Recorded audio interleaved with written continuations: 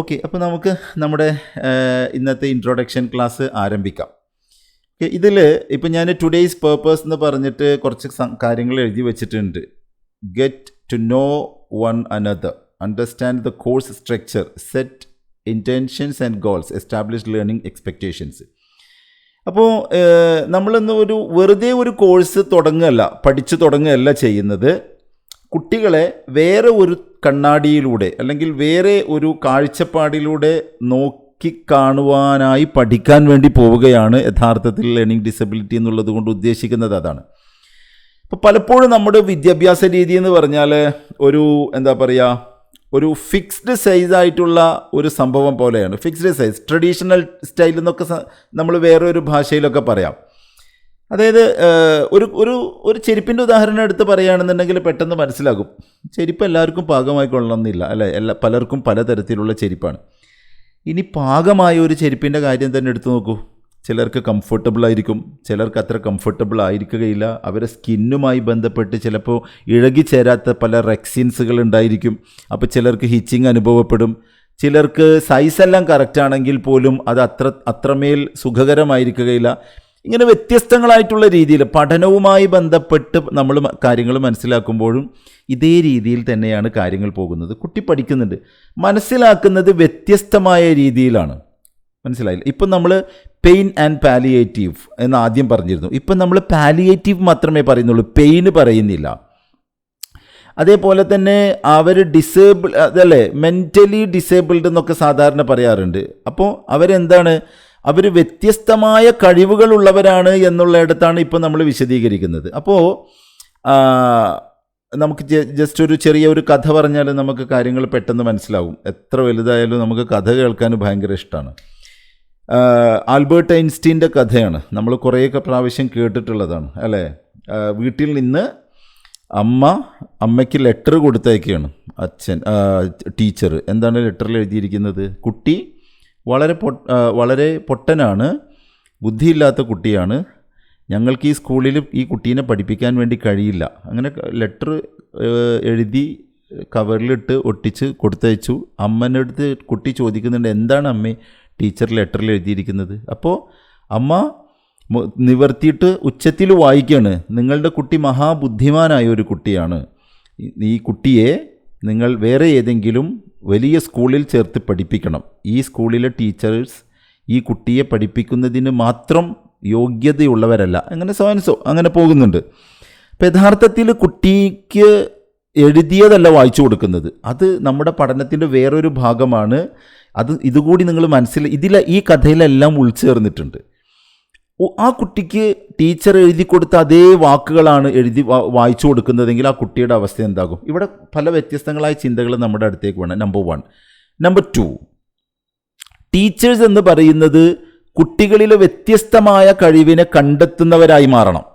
അല്ല ടീച്ചർമാരുടെ പണി പിന്നെ സിലബസിൽ പറഞ്ഞു കൊടുത്തിട്ടുള്ള കാര്യങ്ങൾ അപ്പാടെ അങ്ങ് പകർത്തി കൊടുത്ത് അത് എഴുതി കൊണ്ടുവരുന്നവർ, അത് വായിച്ചു വരുന്നവർ, അത് ബൈഹാർട്ടാക്കിയവർ മിടുക്കന്മാരും അല്ലാത്തവർ പൊട്ടന്മാരുമാക്കുന്ന പണിയാണ് യഥാർത്ഥത്തിൽ ട്രഡീഷണൽ സ്റ്റൈല് ഫോളോ ചെയ്യുന്ന ടീച്ചേഴ്സ് ഇപ്പോഴും ഫോളോ ചെയ്യുന്നത്. പക്ഷേ കുറേ ടീച്ചേഴ്സൊക്കെ മാറിയിട്ടുണ്ട്. ഇത്തരം പഠന മേഖലകൾ വളർന്നു വന്നതിൻ്റെ കാരണമായിട്ട് സംഭവിച്ചിട്ടുള്ളത് തന്നെയാണത്. അപ്പോൾ നമ്മൾ ഇതാണ് മനസ്സിലാക്കുന്നത്. അപ്പോൾ കുട്ടീനെ മടിയൻ എന്നൊന്നും വിളിച്ചിട്ട് കളിയാക്കലല്ല അവിടെ നമ്മൾ ചെയ്യേണ്ടത്. മറിച്ച് നമുക്ക് വളരെ വലിയ ഉത്തരവാദിത്വം അവിടെ ഉണ്ട് എന്നതാണ് നമുക്ക് മനസ്സിലാക്കാൻ വേണ്ടി പറ്റുന്നത്. പിന്നീട് ആരായി മാറുകയാണ് ഈ കുട്ടി? അല്ലേ, ലോകത്തിലെ വളരെ പ്രശസ്തങ്ങളായിട്ടുള്ള കണ്ടുപിടുത്തങ്ങളുടെ രാജാവായിട്ട് മാറുകയാണ്. ഇപ്പോൾ കുട്ടിയിൽ ഒളിഞ്ഞു കിടക്കുന്ന കഴിവുകളെ കണ്ടെത്തുവാൻ വേണ്ടി കഴിയുക എന്നതാണ് യഥാർത്ഥത്തിൽ ഒരു ടീച്ചറുടെ അല്ലെങ്കിൽ ഒരു റെമഡിയൽ ട്രെയിനറുടെ യഥാർത്ഥത്തിലുള്ള ഒരു പരിപാടി എന്ന് പറയുന്നത്. അപ്പം അതിൽ പരാജയപ്പെട്ടു പോകുന്നവരാണ് യഥാർത്ഥത്തിൽ നമ്മൾ ഇന്ന് കാണുന്ന മിക്കവാറും ആളുകളെന്ന് പറയുന്നത്. ആ പരാജയത്തിൽ നിന്ന് മറികടക്കുന്നതിന് വേണ്ടിയാണ് നിങ്ങൾ ഈ പഠനമേഖലയിലേക്ക് ഇറങ്ങിയിട്ടുള്ളത് എന്ന് ഞാൻ മനസ്സിലാക്കുന്നു. ഓക്കെ, ഇനി നമ്മുടെ ഇൻസ്റ്റിറ്റ്യൂട്ടിനെ കുറിച്ച് ഞാൻ ജസ്റ്റ് ഒന്ന് ചെറുതായിട്ട് പറയാം. കഴിഞ്ഞ 10 വർഷമായിട്ട് പൊന്നാനിയിൽ ആസ്ഥാനമാക്കിയിട്ട് പ്രവർത്തിച്ചുകൊണ്ടിരിക്കുന്ന സ്ഥാപനമാണ്. കുറച്ച് മാസങ്ങളായിട്ടാണ് നമ്മൾ റെമഡിയൽ ട്രെയിനിങ് ഓഫീസിൽ സ്റ്റാർട്ട് ചെയ്തിട്ടുള്ളത്. കുറ്റിക്കാട് എന്ന് പറയുന്ന സ്ഥലത്താണ്, പൊന്നാനിയിൽ AV ഹയർ സെക്കൻഡറി എന്ന് പറയുന്ന വളരെ പ്രശസ്തമായ ഒരു സ്കൂളിൻ്റെ തൊട്ടടുത്താണ് നമ്മുടെ സ്ഥാപനം സ്ഥിതി ചെയ്യുന്നത്. നമുക്ക് ഇതിൽ കുറച്ച് വിഷൻസ് ഉണ്ട്. ഇപ്പോൾ എൻ്റെ അടുത്ത് കൗൺസിലിങ്ങിന് വരുന്ന, ഞാൻ എൻ്റെ സെൽഫ് ഇൻട്രൊഡക്ഷൻ ഞാൻ മറന്നുപോയത്, എൻ്റെ പേര് CV ഖലീൽ റഹ്മാൻ, ഞാൻ ഈ സ്ഥാപനത്തിൻ്റെ ഡയറക്ടറാണ്, ഞാൻ സൈക്കോളജിസ്റ്റാണ്. ഈ സ്ഥാപനം ഞാൻ നേരത്തെ സൂചിപ്പിച്ചതുപോലെ 10 വർഷത്തിലധികമായിട്ട്, ഞാൻ കുറേ വർഷം പ്രവാസ ലോകത്തായിരുന്നു, ഇപ്പോൾ 10 വർഷമായിട്ട് നാട്ടിലുണ്ട്. ഇപ്പോൾ ഈ സമയത്തൊക്കെ കുട്ടി പഠിക്കുന്നില്ല, വായിക്കുന്നില്ല, എഴുതുന്നില്ല, പഠിച്ചത് ഓർമ്മയിലിരിക്കുന്നില്ല, ഇങ്ങനെ പറഞ്ഞിട്ട് കൗൺസിലിങ്ങിനായിട്ട് കൊണ്ടുവരും. ഇപ്പോൾ നമ്മൾ ബേസിക് ആയിട്ടൊരു വായനയുടെയും എഴുത്തിൻ്റെയും ഒക്കെ ഒരു ടെസ്റ്റ് നടത്തും. അപ്പോൾ നമുക്ക് മനസ്സിലാക്കാൻ വേണ്ടി പറ്റും, 5ാം ക്ലാസ്സിൽ പഠിക്കുന്ന കുട്ടിക്ക് 1ാം ക്ലാസ്സിലെയോ 2ാം ക്ലാസ്സിലെയോ വിവരമേ ഉള്ളൂ, എവിടെയോ വെച്ച് എന്തോ ബ്രേക്കായി പോയിട്ടുണ്ട്. It may be from the school side or parents side. Parents ഒരു പക്ഷേ നല്ല വിദ്യാഭ്യാസമുള്ളവരൊന്നും ആയിരിക്കില്ല, അല്ലെങ്കിൽ അത്രമേൽ ഗൗനിക്കുന്നവരായിരിക്കുകയില്ല. പിന്നെ കൊറോണ എഫക്റ്റ് എന്ന് പറഞ്ഞൊരു സംഭവം വേറെ കിടക്കുന്നുണ്ട്. ഇങ്ങനെ എന്തൊക്കെയോ കാരണത്താൽ ഇങ്ങനെ പഠനത്തിൽ പിറകോട്ടായി പോയ കുട്ടികൾ, ഇപ്പം നമ്മൾ അവരുടെ അടുത്ത് പറയും, നിങ്ങളൊരു കാര്യം ചെയ്യൂ, നിങ്ങൾ റെമഡിയൽ ട്രെയിനറുടെ അടുത്തേക്ക് പോകൂ എന്ന് പറഞ്ഞ് ഞാൻ റെഫർ ചെയ്യാറാണ്. അങ്ങനെ കുറേ ഇങ്ങനെ റെഫർ ചെയ്തപ്പോഴാണ് പിന്നെ ഞാൻ തന്നെ മനസ്സിലാക്കുന്നത്, പൊന്നാനിയിലൊന്നും ഇതില്ല. പൊന്നാനിയിൽ നിന്ന് ഏകദേശം ഒരു 20 കിലോമീറ്ററെങ്കിലും യാത്ര ചെയ്താൽ മാത്രമേ ഒരു റെമഡിയൽ സെൻറ്ററിലേക്ക് എത്താൻ വേണ്ടിയിട്ട് പറ്റുള്ളൂ. അപ്പോൾ നമ്മൾ ഇവിടെ തന്നെ തുടങ്ങാമെന്ന് തീരുമാനിച്ചു. അതിൻ്റെ മുന്നേ തന്നെ നമ്മൾ കോഴ്സുകൾ നടത്തുന്നുണ്ട്. This is the 7th batch. പക്ഷേ ഡീറ്റെയിലായും സ്ട്രക്ചേർഡായും അതുപോലെ തന്നെ അഡ്വാൻസ്ഡായും ഈ കോഴ്സിനെ പ്രസൻറ്റ് ചെയ്യുന്ന ഫസ്റ്റ് ബാച്ചാണിത്. ഇതുവരേക്കും നമ്മൾ ഇവിടെ പഠിച്ചിറങ്ങുന്ന, സൈക്കോളജി പഠിച്ചിറങ്ങുന്നവർക്ക് ലേണിംഗ് ഡിസബിലിറ്റീനെ കുറിച്ച് അവബോധം വേണം എന്ന രീതിയിൽ ഒരു 3 മാസത്തെ കോഴ്സ് നമ്മൾ നടത്തിയിട്ടുണ്ടായിരുന്നു. ആ കോഴ്സിൽ ഏകദേശമൊക്കെ കുട്ടികളെ തന്നെ അറ്റൻഡ് ചെയ്യാൻ വേണ്ടിയിട്ട് പറ്റും. പക്ഷേ ഇത് പഠിച്ച് ഇറങ്ങിക്കഴിഞ്ഞാൽ 100% കംപ്ലീറ്റ് പ്രാക്ടിക്കൽ ഓറിയൻറ്റഡ് ആയിട്ടാണ് നമ്മുടെ ക്ലാസ്സുകൾ നീങ്ങുക. അതുകൊണ്ട് തന്നെ കുറച്ച് വർക്കുകൾ ഉണ്ടായിരിക്കും, ആരും മടിയായി പോയേക്കരുത്. അതുകൊണ്ടാണ് 25 പേരിൽ നമ്മൾ അഡ്മിഷൻ നിജപ്പെടുത്തിയത്. ഇതുവരെക്കും 12 അഡ്മിഷൻസ് ആയിട്ടുള്ള, അത് നിങ്ങൾക്ക് കുറേ കൂടി ഉപകാരപ്പെടും. അപ്പം ഇത് നമ്മുടെ സ്ഥാപനത്തിൻ്റെ ഒരു വിഷൻ എന്ന് പറയുന്നത് ഇതാണ്. ഓക്കെ, നമ്മുടെ അടുത്തേക്ക് വരുന്ന 2-3 തരത്തിൽ ഇതിനെ നമ്മൾ മനസ്സിലാക്കും. അതിൽ ഒന്ന് എന്ന് പറയുന്നത്, ഇത് പലരും സാമ്പത്തികമായി ഒരുപാട് ഉണ്ടാക്കുവാൻ വേണ്ടിയിട്ട് പറ്റുന്ന ഒരു മേഖല എന്നുള്ള രീതിയിൽ ഇതിനെ പലരും കാണുന്നുണ്ട്. പക്ഷെ നമ്മളിതിനെ അങ്ങനെ ഒരിക്കലും കാണരുത് എന്നുകൂടി ഞാൻ ഈ സമയത്ത് നിങ്ങളുടെ അടുത്ത് പറയുകയാണ്. അപ്പോൾ ഈ കോഴ്സിലൂടെ നമ്മൾ ലക്ഷ്യമിടുന്നത് എന്താണെന്ന് വെച്ചാൽ, നമ്മൾ ഒരു കുട്ടിക്ക് എവിടെയാണ് തടസ്സം നേരിടുന്നത്, ഇതാണ് നമ്മൾ യഥാർത്ഥത്തിൽ മനസ്സിലാക്കേണ്ടത് അല്ലേ. എവിടെയാണ് ഒരു കുട്ടിക്ക് തടസ്സം വരുന്നത്? വായനയിലാണോ? അതിനെ നമ്മൾ ഡിസ്ലെക്സിയ എന്നും ഡിസ്ഗ്രാഫിയ എന്നും ഡിസ്കാൽക്കുലിയ എന്നും ഡിസ്പ്രാക്സിയ എന്നൊക്കെ പറഞ്ഞിട്ട് വ്യത്യസ്തങ്ങളായി തിരിച്ചിട്ടുണ്ട്. ഈ ക്ലാസ്സുകളുടെ ടോപ്പിക് ക്ലാസ്സുകളൊക്കെ നിങ്ങൾക്ക് നാളെ എടുത്ത് തുടങ്ങും. മെയിനായിട്ട് നിങ്ങൾക്ക് ക്ലാസ് എടുക്കുന്നത് നമ്മുടെ സ്ഥാപനത്തിലെ റെമഡിയൽ ട്രെയിനിങ്ങിൻ്റെ ഹെഡായിട്ടുള്ള അറഫ ഉമറാണ്. പിന്നെ നാജിയ ക്ലാസ് എടുക്കും, നഫീസത്ത് ക്ലാസ് എടുക്കും. അങ്ങനെ വ്യത്യസ്തങ്ങളായിട്ടുള്ള ക്ലാസ്സുകൾ ഉണ്ടാവും. അതോടൊപ്പം തന്നെ നിങ്ങൾക്ക് ഹാൻഡ് റൈറ്റിങ്ങുമായി ബന്ധപ്പെട്ടിട്ടുള്ള 1-2 ക്ലാസ് ടോപ്പിക്കുകൾ കൂടി നമ്മൾ ഇതിൽ ഉൾപ്പെടുത്തിയിട്ടുണ്ട്. അപ്പോൾ ഒരു കുട്ടിക്ക് എവിടെയാണ് തടസ്സം നേരിടുന്നത്? അവർക്ക് തടസ്സം നേരിടുന്നത് നമ്മൾ അസസ്മെൻറ്റിലൂടെയാണ് മനസ്സിലാക്കുക. ഒരു ഡീറ്റെയിൽഡ് അസസ്മെൻറ്റ്, ഏകദേശം ഒരു ഹാഫ് ആൻ അവറോളം നീണ്ടു നിൽക്കുന്ന ഒരു അസസ്മെൻറ്റ് നമ്മൾ നടത്തിക്കഴിഞ്ഞാൽ, അതിന് എങ്ങനെയാണ് അസസ്മെൻറ്റ് നടത്തുക എന്നും അതിൻ്റെ അസസ്മെൻറ്റ് മാനുവൽ എന്താണ് എന്നുള്ളതൊക്കെ നിങ്ങൾക്ക് വിശദമായിട്ട് പഠിപ്പിക്കും. ഓക്കെ, അത് കഴിഞ്ഞാൽ ഈ കുട്ടിക്ക് പിന്നെ എങ്ങനെ വേണം, IEP ഇൻഡിവിജ്വലൈസ്ഡ് എഡ്യൂക്കേഷൻ പ്ലാൻ എന്ന് പറഞ്ഞൊരു സംഭവമുണ്ട്. ഓരോ കുട്ടിക്കും ഓരോ പ്ലാനാണ്. ഒരു കുട്ടീൻ്റെ ഒരു റെമഡിയൽ ട്രെയിനർ പരമാവധി ഒരു 4 പിന്നെ സ്റ്റുഡൻറ്റിൻ്റെ കൂടെയൊക്കെയാണ് ഇരിക്കുക. ട്യൂഷൻ പോലെ കുറേ കുട്ടികളെ ഇരുത്തി ചെയ്യുന്ന പണിയല്ല ഇത്. അപ്പോൾ ഇൻഡിവിജ്വലൈസ്ഡ് എഡ്യൂക്കേഷൻ പ്ലാനിലേക്ക് എങ്ങനെ എത്താം? IEPയിലേക്ക് എങ്ങനെ എത്താമെന്ന് ചോദിച്ചാൽ, അതിനാണ് നമ്മളിവിടെ ഞാൻ നേരത്തെ സൂചിപ്പിച്ചിട്ടുള്ള അസസ്മെൻറ്റ് സിസ്റ്റം വെച്ചിട്ടുള്ളത്. അപ്പോൾ അസസ്മെൻറ്റ് സിസ്റ്റം കഴിയുമ്പോൾ മനസ്സിലാവും. അപ്പോൾ രക്ഷിതാക്കൾ നമ്മുടെ അടുത്ത് വന്ന് ചോദിക്കുമ്പോൾ അവരുടെ അടുത്ത് പറയേണ്ടത്, നിങ്ങൾ ആദ്യം അസസ്മെൻറ്റിലേക്ക് കുട്ടീനെ കൊണ്ടുവരിക. അസസ്മെൻറ്റ് കഴിഞ്ഞതിന് ശേഷം അവർക്ക് ഞങ്ങൾ കാര്യങ്ങൾ വിശദീകരിച്ചു തരും. അപ്പോൾ ചില കുട്ടികൾക്ക്, ഇപ്പോൾ നമ്മുടെ സെൻറ്ററിൽ വരുന്ന കുട്ടികൾ, നിങ്ങളൊക്കെ ഇനി നമ്മുടെ സെൻറ്ററിൽ വരും. അപ്പോൾ ഇവിടെ 7 days ഓപ്പൺ ആണ്, 9 to 5. ഏത് സമയത്ത് വേണമെങ്കിലും നിങ്ങൾക്ക് കടന്നു വരാം. പക്ഷേ നിങ്ങൾക്ക് ട്രെയിനിങ്ങിനായിട്ട് വരുന്ന സമയത്ത് വിളിച്ച് ആദ്യമേ ബുക്ക് ചെയ്തിട്ട് വരണം. അപ്പോഴാണ് നമുക്ക് അതിനനുസരിച്ചുള്ള സജ്ജീകരണങ്ങൾ വരുത്താൻ വേണ്ടി പറ്റുള്ളൂ. അതർവൈസ് നിങ്ങൾക്ക് സന്ദർശിക്കാനായിട്ട് ഓൾവേസ് വെൽക്കം ഫ്രം 9 to 5.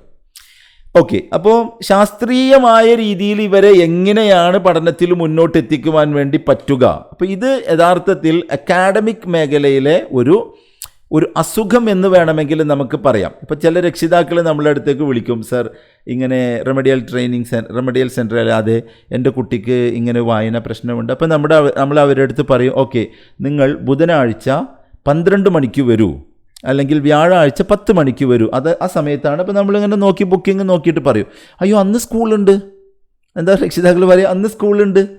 വ്യാഴാഴ്ച 10 മണിക്ക് എങ്ങനെ വരിക സാറേ, ബുധനാഴ്ച 11:30 മണിക്ക് എങ്ങനെ വരിക?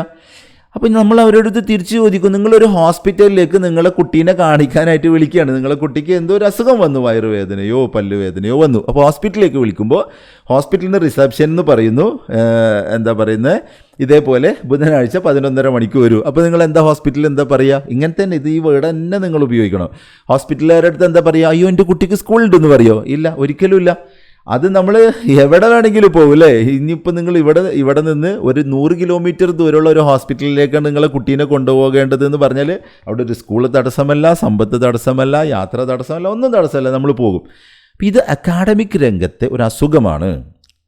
നമ്പർ 1. നമ്പർ 2, നിങ്ങളുടെ കുട്ടിക്ക് പനി വന്നിട്ട് കാണിച്ചാൽ അസുഖം ഭേദമാകും എന്നതുപോലെ തന്നെ ഇത് ഭേദമാകുന്ന ഒരു പ്രയാസമാണ് മാത്രമേ ഉള്ളൂ. ഇപ്പോൾ നമ്മൾ അങ്ങനെയെന്ന് പറഞ്ഞാൽ ഇത് കംപ്ലീറ്റ് ക്യൂർ ആവാത്ത കുറേ കാര്യങ്ങളുണ്ട്. അതൊക്കെ നമ്മൾ 1 by 1 ക്ലാസ്സിലൂടെ പോകുമ്പോൾ പഠിക്കും.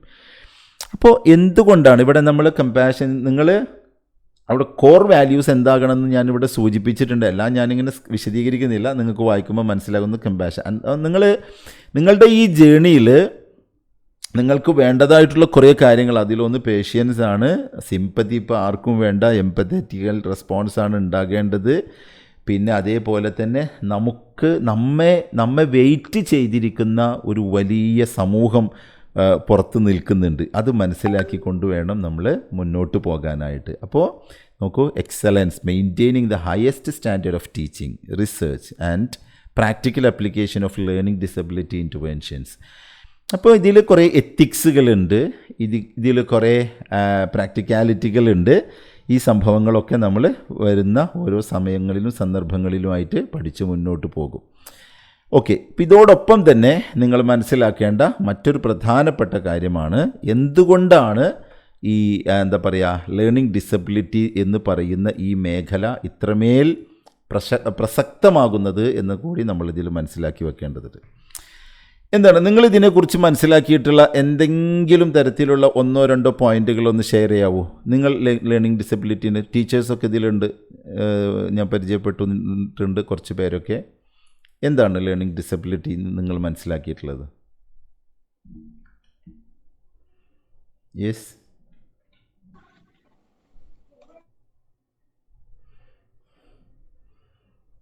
ഇതൊരു ബുദ്ധിക്കുറവാണോ ആക്ച്വലി? ഹലോ, യെസ് സർ, എനിക്ക് മനസ്സിലായത്തോളം ഈ ലേണിംഗ് ഡിസബിലിറ്റി എന്ന് പറയുമ്പോൾ അത് എല്ലാ കുട്ടികൾക്കും എല്ലാ ഇന്റലിജൻസും ഒരുപോലെ കിട്ടില്ല. Intelligence are different. അങ്ങനെയാണ് നമുക്ക് മനസ്സിലാക്കിയിട്ടുള്ള കാര്യങ്ങൾ. അപ്പൊ ഓരോ കുട്ടികളിലും അവരുടെ ഇന്റലിജൻസ് ഓരോ മേഖലയിലും ഡിഫറെന്റ് ആയിട്ട്, ഈവൻ അതൊരു സബ്ജക്റ്റിലായാലും ശരി, എന്ത് രീതിയിലായാലും കുട്ടികളുടെ ഇന്റലിജൻസ് ഡിഫറൻസ് ഉണ്ട്. പക്ഷെ അതിനെ എല്ലാത്തിനും ഒരേപോലെ എല്ലാ പോയിന്റ്സും ഒരു പോയിന്റിൽ ഉണ്ടെന്ന് എത്തിക്കാനുള്ള, മീറ്റ് ചെയ്യണം എന്നുള്ള ഒരു ഇതുണ്ടല്ലോ, അത് എല്ലാ കുട്ടികൾക്കും സാധിക്കില്ല. അപ്പൊ അവരുടെ ഒരു എബിലിറ്റി ഏതെങ്കിലും ഒരു പോയിന്റിലായിരിക്കും ഉണ്ടാവുക. ചില കുട്ടികൾക്ക് അതെല്ലാ ചിലപ്പോ കൂടുതൽ ഇന്റലിജൻസിന്റെ ആ ഒരു ഏരിയ കൂടുതൽ കവർ ചെയ്യാൻ അവർക്ക് സാധിക്കുമായിരിക്കും. പിന്നെ ഇതിന് ചിലപ്പോ പല ഫാക്ടർ അതിനെ അഫക്ട് ചെയ്യുന്നുണ്ടെന്ന് ഞാൻ മനസ്സിലാക്കുന്നു. ഒന്ന്, മേ ബി അത് ചെറുപ്പത്തിലെ തന്നെ അത് ഐഡന്റിഫൈ ചെയ്യാൻ പറ്റാതെ അവരുടെ ആ പൊട്ടൻഷ്യൽ ഉള്ള ഏരിയ എന്താണെന്ന് കണ്ടുപിടിച്ച് കൊടുക്കാൻ പറ്റാത്ത പേരൻസോ ടീച്ചേഴ്സോ ഉള്ളത് കൊണ്ടും കുട്ടി ആ ഒരു മറ്റുള്ളതിൽ മാത്രം ഇല്ല. അതായത് ഞാൻ പറഞ്ഞല്ലോ, ഇന്റലിജൻസ് എല്ലാത്തിലേക്കും പരന്ന് കിടക്കുന്നില്ല, എല്ലാ കുട്ടികളിലും ഉണ്ടാവണമെന്നില്ല.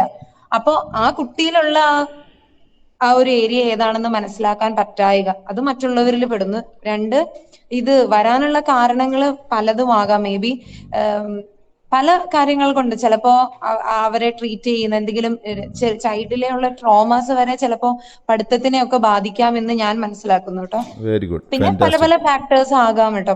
കുട്ടി ഇപ്പോ ജന്മനാ തന്നെ എന്താണ് എല്ലാ കാര്യങ്ങളും, ഇപ്പൊ ലാംഗ്വേജ് വൈസ് ആണെങ്കിലും ചില കുട്ടികൾ ലാംഗ്വേജ് ഒക്കെ പെട്ടെന്ന് കവറപ്പ് ചെയ്യും. മാത്സും ഫിസിക്സും നല്ലോണം പഠിക്കുന്ന കുട്ടി ചിലപ്പോൾ സോഷ്യൽ സയൻസിൽ വളരെ വീക്കായിട്ട് നമുക്ക് കാണാൻ പറ്റാറുണ്ട്, അല്ലെങ്കിൽ മലയാളം എഴുതുന്നതിൽ. കാരണം ആ കുട്ടിക്ക് ലിറ്റററി ആയിട്ടുള്ള കാര്യങ്ങളുണ്ടല്ലോ, ഈ അതെ. ഭാഷാപരമായിട്ടുള്ള കാര്യങ്ങൾ ഇങ്ങനെ വർണ്ണിച്ച് എഴുതുക എന്നുള്ളത് ആ കുട്ടി വളരെ പിന്നിലായിരിക്കും.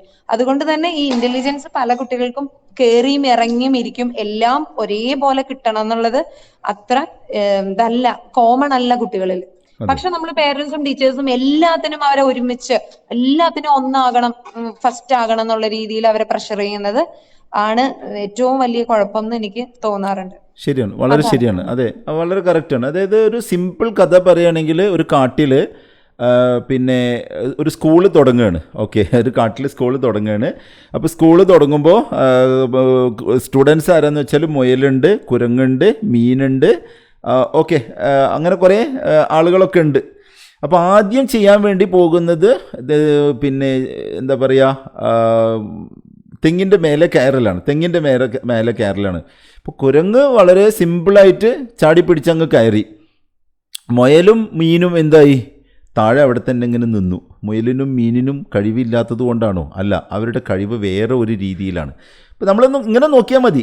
ഇത്തരത്തിലുള്ള കുട്ടികളെ നമ്മൾ കാണുമ്പോൾ എങ്ങനെയാണ് അവരൊരിക്കലും ഒട്ടും ബുദ്ധിക്ക് കുറവുള്ളവരല്ലല്ലോ. അവർ ഒരു ബുദ്ധിമാന്യം പോലുള്ള ഒന്നുമില്ല, അവർക്ക് ഓർമ്മക്കുറവില്ല, ഒന്നുമില്ല. അപ്പോൾ അവർ ഡിഫറൻ്റ്ലി ഏബിൾഡാണ് എന്ന് നമ്മൾ പറയാറുണ്ട്. ഡിഫറൻ്റ്ലി ഏബിൾഡാണ്. ഏബിൾ അല്ല എന്നുള്ളത് നമ്മളൊരിക്കലും പിന്നെ ചർച്ച ചെയ്യുന്നില്ല. അവർക്ക് എബിലിറ്റി ഉണ്ട്, പക്ഷേ അവർ വേറെ ഒരു മേഖല ഇത് കണ്ടെത്തുക എന്നുള്ളതാണ് നമ്മുടെ പ്രധാനപ്പെട്ട കാര്യം. ഉദാഹരണത്തിന് റോട്ടിലൂടെ നടന്നു പോകുന്നതിന് പകരം വളഞ്ഞ മറ്റൊരു വഴിയിലൂടെ പോകുന്നു, അങ്ങനെ വെച്ചാൽ മതി. ഇപ്പോൾ ഞങ്ങൾക്ക് നമ്മുടെ സെൻറ്ററിൽ ഒരിക്കൽ പിന്നെ അസസ്മെൻറ്റിന് വന്നൊരു കുട്ടീനെ അസസ്മെൻറ്റ് ചെയ്യുന്ന സമയത്ത് നമ്മുടെ ടീം മെമ്പേഴ്സിൽ ഒരാൾ വന്നിട്ട് പറഞ്ഞു, സാർ ഈ കുട്ടി മാത്സ് ചെയ്യുന്നത് നോക്കൂ, വളരെ എഴുത്തിലും വായനയിലും ഭയങ്കര പ്രശ്നമുള്ള കുട്ടിയാണ്, ഡിസ്ലെക്സിയയിലും ഡിസ്ഗ്രാഫിയയിലും ബുദ്ധിമുട്ടുള്ള കുട്ടി മാത്സ് ചെയ്യുന്നത് ഭയങ്കരമായിട്ടുള്ള സ്പീഡിൽ, മൾട്ടിപ്ലിക്കേഷനൊക്കെ വലിയ മൾട്ടിപ്ലിക്കേഷനൊക്കെ കൊടുക്കുമ്പോൾ. അപ്പോൾ അവർക്ക് വ്യത്യസ്തങ്ങളായിട്ടുള്ള ഒരു കഴിവുണ്ട് എന്ന് മനസ്സിലാക്കുക. അതുപോലെ തന്നെ നമ്മൾ മനസ്സിലാക്കേണ്ടത് ഒരു ഫിൽറ്ററിങ് സിസ്റ്റം നമ്മുടെ ബ്രെയിനിൽ വർക്ക് ചെയ്തുകൊണ്ടിരിക്കുന്നുണ്ട്. ഒരു ഫിൽറ്ററിങ് സിസ്റ്റം, അതായത് നമ്മൾ ഒരേ സമയത്ത് തന്നെ, ഇപ്പോൾ ഞാനിപ്പോൾ ഇത് പറഞ്ഞുകൊണ്ടിരിക്കുന്ന അതേ സമയത്ത് തന്നെ നിങ്ങളുടെ വീട്ടിലൊരു ഫാൻ കറങ്ങുന്നുണ്ടാകാം, നിങ്ങളുടെ വീട്ടിൽ വേറെ ഒരു ശബ്ദം കേൾക്കുന്നുണ്ടാകാം. പക്ഷെ അതിനിടയിലൂടെ നിങ്ങൾ കോൺസെൻട്രേറ്റ് ചെയ്യേണ്ടത് എന്ന് നിങ്ങൾ എന്താ പറയുക തീരുമാനിച്ചു വെച്ചിട്ടുണ്ട്. ആ തീരുമാനിച്ചതിൻ്റെ അടിസ്ഥാനത്തിൽ ഞാൻ പറയുന്ന വാക്കുകൾ മാത്രം നിങ്ങൾ ശ്രദ്ധിച്ച് കേൾക്കുന്നു, ബാക്കിയുള്ളതൊന്നും നിങ്ങളുടെ ശ്രദ്ധാവിഷയമേ അല്ല, അല്ലേ? നോക്കൂ, ഈ ഫിൽറ്ററിങ് സിസ്റ്റം പല കുട്ടികളിലും വർക്ക് ചെയ്യുന്നില്ല. ഇത് വൺ ഓഫ് ദ റീസണാണ് ഞാൻ ഈ പറഞ്ഞത്, കുറച്ച് സിവിയർ ആയിട്ടുള്ളത്. അപ്പോൾ അവർ നമ്മൾ പറയുന്നതും കേൾക്കുന്നു, പുറത്തുകൂടെ വാഹനത്തിൻ്റെ ഹോണും കേൾക്കുന്നു, മേലെ കറങ്ങുന്ന ഫാനിൻ്റെ ശബ്ദവും കേൾക്കുന്നു. ചിലപ്പോൾ സ്കൂളുകളിലാണെങ്കിൽ എടുത്തുകൊണ്ടിരിക്കുന്ന ടീച്ചറിൻ്റെ സൗണ്ടും കേൾക്കുന്നു. ഇതിനെ ഫിൽട്ടർ ചെയ്യുവാൻ വേണ്ടി പറ്റാത്തൊരവസ്ഥ. ഒന്ന് ആലോചിച്ച് നോക്കൂ, നിങ്ങൾ എല്ലാം കൂടി ഒന്ന് കേൾക്കുന്നത്. ഒരു വലിയ ഗാനമേള നടക്കുന്നതിനിടയിൽ ഒരു ഫോൺ വന്നാൽ നമ്മൾ എത്രത്തോളം ബുദ്ധിമുട്ടുന്നു, അല്ലേ? ബുദ്ധിമുട്ടിയാണെങ്കിൽ പോലും നമ്മൾക്ക് ആ ഫോണിലേക്ക് കോൺസെൻട്രേറ്റ് ചെയ്യാൻ വേണ്ടി പറ്റുന്നു. ഇത് വളരെ വലിയ രീതിയിലാണെങ്കിൽ പോലും നമുക്ക് ചെയ്യാൻ വേണ്ടി പറ്റുന്നു. ഈ കുട്ടികൾക്ക് ചെറിയ രീതിയിലാണെങ്കിൽ പോലും ചെയ്യാൻ വേണ്ടി പറ്റുന്നില്ല. ഇപ്പം നമ്മെ കാത്തിരിക്കുന്ന വലിയ ഒരു വിഭാഗം, ഞാൻ ഈ ഒരു സ്ലൈഡിൽ ഞാൻ കാണിച്ചിരിക്കുന്നത് ഇമ്പാക്റ്റ് ഓഫ് ഏർലി ഇൻ്റർവെൻഷൻ. ഇത് നേരത്തെ കണ്ടെത്തിയാൽ അത്രയും നല്ലത്. ഇപ്പം ഒരുപാട് ഉദാഹരണങ്ങളുണ്ട് കേട്ടോ, നമുക്ക് 1 by 1 ആയിട്ട് നമ്മുടെ ഈ യാത്രക്കിടയിൽ പറയാം. ഒരു എഡ്യൂക്കേഷൻ ഇൻസ്റ്റിറ്റ്യൂട്ട് നടത്തുന്ന ഒരു വ്യക്തി എന്നെ വിളിച്ചിട്ട് അപ്പോയിൻമെൻ്റ് എടുത്തു. ഓക്കെ, അപ്പോൾ ഞാൻ ഓഫീസിലില്ല, എന്നെ കാണണമെന്ന് നിർബന്ധം. അപ്പോൾ ഞാൻ പറഞ്ഞു, നമുക്ക് കാണാം, നിങ്ങൾ ആദ്യം പോയിട്ട് നിങ്ങൾ പഠനവുമായി ബന്ധപ്പെട്ട് എന്തോ ബുദ്ധിമുട്ടുണ്ടെന്നല്ലേ പറഞ്ഞു, അപ്പോൾ നിങ്ങൾ ഓഫീസിൽ വന്നിട്ട് നമ്മുടെ റെമഡിയൽ ട്രെയിനേഴ്സിനുമായിട്ട് ഇരുന്നിട്ട് ഒരു അസസ്മെൻറ്റ് നടത്തൂ, അവരെ കാണുമെന്ന് പറഞ്ഞു. അപ്പോൾ ഇങ്ങോട്ട് വന്നിട്ട് പിന്നെ സാറില്ലെന്ന് ചോദിച്ചപ്പോൾ അവർ എൻ്റെ ടീം മെമ്പേഴ്സ് പറഞ്ഞു, ഇല്ല സാറ് ഇവിടെ ഇല്ല, സാറ് ഇന്ന് ഓഫീസിലില്ല. അപ്പോൾ സാറ് ഞങ്ങളോട് പറഞ്ഞിട്ടുണ്ടായിരുന്നു നിങ്ങൾ വരും. ഞാനൊരു ചെറിയ ഉദാഹരണം മാത്രം പറയാണ്. അപ്പോൾ അസസ്മെൻറ്റ് നടത്തേണ്ട കാര്യമൊന്നുമില്ല, എൻ്റെ കുട്ടിക്ക് അങ്ങനത്തെ പ്രശ്നമൊന്നുമില്ല. എൻ്റെ അടുത്ത് വിളിച്ച് പറഞ്ഞത് എഴുത്തിൽ കാര്യമായൊരു പ്രശ്നമുണ്ട് എന്നാണ്. പക്ഷേ കുട്ടി വേണ്ടിയിട്ട് ഇതിൻ്റെ ഒരു രസകരമായ സംഭവം, ഇദ്ദേഹം ഒരു വിദ്യാഭ്യാസ സ്ഥാപനം, ഒരു ട്യൂഷൻ സെൻറ്റർ നടത്തുന്ന വ്യക്തിയാണ് ഈ പറയുന്നത് കേട്ടോ. അപ്പോൾ അവർ പോലും അംഗീകരിക്കാൻ, ഒരു അസസ്മെൻറ്റിന് ഇരുത്താൻ തയ്യാറില്ല. എന്തോ ഒരു വലിയ ടെസ്റ്റ് പോലെയാണ് ഇവർ മനസ്സിലാക്കുന്നത്. അപ്പോൾ ഇത് നോക്കൂ, 15%, 85%, 70%. ഇത് ഞാനിങ്ങനെ ഓരോന്ന് ഇതൊക്കെ നിങ്ങൾ അത്യാവശ്യം നല്ല നോളേജ് ഉള്ളവരാണ് എന്ന് ഞാൻ നിങ്ങളെ ഇത് പേഴ്സണലി കോൺടാക്ട് ചെയ്തപ്പോൾ മനസ്സിലാക്കിയതിൻ്റെ അടിസ്ഥാനത്തിൽ ഇതൊന്നും ഓരോന്നോരോന്ന് എക്സ്പ്ലെയിൻ ചെയ്ത് പോകാത്തത്. നോക്ക്, of school age children experiences some from learning disability 15%. 85% ആണ് ഇതിൻ്റെ സക്സസ് റേറ്റ്. അൺഐഡൻറ്റിഫൈഡ് ആയിട്ടുള്ള 70% കുട്ടികൾ. പണ്ടും ക്യാൻസർ ഉണ്ടായിരുന്നു, പക്ഷേ ആളുകൾ വന്നു എന്തോ അസുഖം വന്നു മരിച്ചുപോയി. ഇന്ന് ക്യാൻസറിനെ മനസ്സിലാക്കാനും അതിനെ ട്രീറ്റ് ചെയ്തിട്ട് ഭേദമാക്കുവാനുള്ള ഒരുപാട് സാധ്യതകളും മേഖലകളും ഉണ്ട്. അതുകൊണ്ട് കുറേ പേരൊക്കെ കുറച്ചധികം കാലം ജീവിക്കുന്നു, അല്ലെങ്കിൽ ചിലരുടെ അസുഖം പൂർണ്ണമായും ഏർലി ഇൻ്റർവെൻഷൻ എന്നൊക്കെ പറഞ്ഞ പോലെ മനസ്സിലാക്കി കഴിഞ്ഞാൽ അതിനെ മറികടക്കാൻ വേണ്ടിയിട്ട് പറ്റുന്നു. അപ്പോൾ നമ്മുടെ റെസ്പോൺസിബിലിറ്റി എന്ന് പറയുന്നത് നമുക്ക് ഇവിടെ വലിയ ഒരു റോള് പ്ലേ ചെയ്യാനുണ്ട്. അത് തീർച്ചയായിട്ടും നമ്മൾ പ്ലേ ചെയ്ത് കഴിഞ്ഞാൽ നമുക്ക് കുട്ടികളെ കൈപിടിച്ചുയർത്തുവാൻ വേണ്ടി കഴിയും എന്നതാണ് ഇതിൽ നിന്ന് നമുക്ക് മനസ്സിലാക്കുവാൻ വേണ്ടി പറ്റുന്ന വളരെ പ്രധാനപ്പെട്ട ഒരു ഭാഗമെന്ന് പറയുന്നത്. അത് നമ്മളൊരിക്കലും വിട്ടുപോയേക്കരുത്. അതുകൊണ്ടാണ് ഞാൻ അതിൻ്റെ മേലെ സ്റ്റിക്ക് ഓൺ ആയിട്ട് ആ സംഭവം പറയുന്നത്. അപ്പോൾ അതിൽ നമുക്ക് കുട്ടികളെ മാത്രമല്ല, വേറെയും പല ആളുകളെയും നമുക്കതിൽ എഡ്യൂക്കേറ്റ് ചെയ്യേണ്ടതായിട്ട് വരും. അതിൽ പ്രധാനപ്പെട്ടതാണ്, അതിൽ ഞാൻ ഈ ഇവിടെ പിന്നെ സോഷ്യൽ ആൻഡ് എഡ്യൂക്കേഷണൽ റിലവൻസ് എന്നുള്ളത് പറഞ്ഞെടുത്ത് അതിൽ സ്റ്റിഗ്മ ഉള്ളവരുണ്ടായിരിക്കും, അല്ലേ? എഡ്യൂക്കേറ്റേഴ്സിനെ എംപവർ ചെയ്യേണ്ടതുണ്ടായിരിക്കും. അതേപോലെ തന്നെ ഫാമിലീനെ സപ്പോർട്ട് ചെയ്യേണ്ടതുണ്ടായിരിക്കും. അതേപോലെ തന്നെ നമുക്ക് കുട്ടികളിൽ തന്നെ വ്യത്യസ്തങ്ങളായിട്ടുള്ള രീതിയിലും സ്വഭാവങ്ങളും ഒക്കെ ഉള്ളവരുണ്ടായിരിക്കും. അപ്പോൾ ഇതിൽ മൊത്തത്തിൽ ഈ സംഭവത്തെ നമ്മൾ എന്ത് ചെയ്യണം, പരിഗണിക്കേണ്ടത്. Why did you choose this course? ഞാൻ ഇനി നിങ്ങളിലേക്ക് വരികയാണ്. എന്തുകൊണ്ടാണ് നിങ്ങൾ ഈ ഒരു കോഴ്സ് ചൂസ് ചെയ്തത്? അത് നിങ്ങൾ ഓരോരുത്തരുടെ അടുത്ത്, ഇപ്പോൾ നമ്മൾ അധിക പേരൊന്നും ഇല്ലാത്തത് കൊണ്ട് ഓരോരുത്തർക്കും പറയാനൊക്കെ പറ്റും. എല്ലാവരും പറയണം, ഓക്കെ. അതോടൊപ്പം തന്നെ നിങ്ങൾ ജസ്റ്റ് ഒന്ന് പരിചയപ്പെടുത്തിയ കൂടി വേണം. നിങ്ങളുടെ വീട്, പേര്, സ്ഥലം പരസ്പരം അങ്ങോട്ടും ഇങ്ങോട്ടും പരിചയപ്പെടാമല്ലോ. പേര് പറയണം, സ്ഥലം പറയണം, നിങ്ങളിപ്പോൾ എന്ത് ചെയ്യുന്നു എന്ന് പറയണം. അതേപോലെ തന്നെ why did you choose this course എന്ന് പറയണം. ഓക്കെ, ഞാൻ പേര് വിളിക്കണ്ടല്ലോ അല്ലേ? നിങ്ങൾ ഓരോരുത്തരായിട്ട് പറഞ്ഞോളൂ.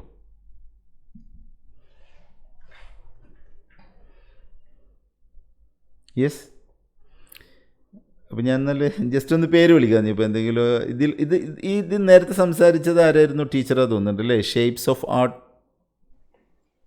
ഹലോ, പറഞ്ഞോളൂ. ടീച്ചറാണ്. ഒന്ന് പിന്നെ വീഡിയോ ഓണാക്കാൻ വേണ്ടിയിട്ട് പ്രയാസമില്ലാത്തവരൊന്ന് ഓണാക്കിയിട്ട് തന്നെ പറഞ്ഞോളൂ. പ്രയാസമുള്ള ഇല്ലാത്തവരുണ്ട്, ഇല്ലെങ്കിൽ കുഴപ്പമില്ല. Okay sir. ശരി, ഓക്കെ. സർ, എൻ്റെ പേര് ജഹാന എന്നാണ്. ഞാൻ MSc B.Ed കഴിഞ്ഞ് 2 വർഷം പഠിപ്പിക്കുകയായിരുന്നു. ഹയർ സെക്കൻഡറി +2 ലെവല് ബയോളജി ടീച്ചറായിരുന്നു. അതിനുശേഷം ഇപ്പോൾ സ്വന്തമായിട്ടൊരു സ്ഥാപനം നടത്തുന്നു. അപ്പോൾ സ്ഥാപനം നടത്തുക പറഞ്ഞാൽ +2 വരെയുള്ള കുട്ടികൾക്കുള്ള ട്യൂഷൻസും മ്യൂസിക്കും ആർട്ടും എല്ലാം നമ്മുടെ സ്ഥാപനത്തിൽ പ്രൊവൈഡ് ചെയ്യുന്നുണ്ട്. അപ്പൊ മെയിനായിട്ട് ഇത് എൻ്റെ ഒരു സിസ്റ്റർ, എൻ്റെ സിസ്റ്റർ ഇവിടെ തന്നെ ഉണ്ട്, നമ്മുടെ ക്ലാസ്സിൽ തന്നെ ഉണ്ട്. ലിംസത്ത് എന്ന പേരുള്ള, ഇവിടെ വീഡിയോയില് ക്ലാസ്സിൽ ഈ ഗൂഗിൾ മീറ്റിലുണ്ട്.